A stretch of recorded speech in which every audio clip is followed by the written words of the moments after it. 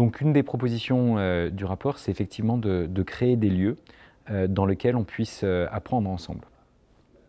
Et donc, typiquement, la salle de classe traditionnelle ou l'amphithéâtre traditionnel, on apprend simultanément, mais on n'apprend pas les uns des autres. Il y a très peu d'interactions entre étudiants dans un amphi.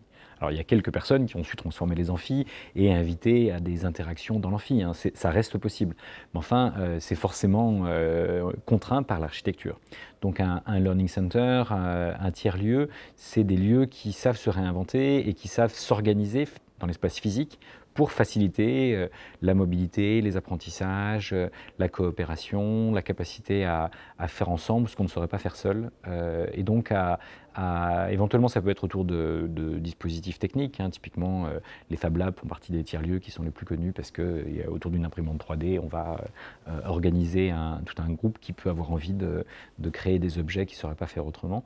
Mais en fait, il peut y avoir plein de types de tiers-lieux et on peut même en inventer probablement de nouveaux. Et ce qui est important, c'est que dans ces tiers-lieux, ils soient profondément ouverts, que tous les acteurs puissent y venir et s'y sentir chez eux.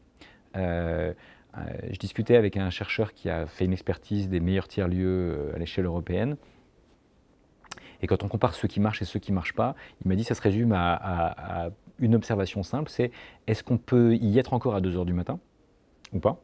Et est-ce que quelqu'un qui n'est pas le propriétaire du lieu peut y commander une pizza à 2 h du matin? Si, alors qu'on y est juste pour un projet, on peut commander une pizza à 2 h du matin, c'est qu'on s'y sent chez soi et qu'on peut, avec la passion qu'on a pour ce projet, avoir oublié de manger et avoir le temps et le droit de se faire livrer une pizza.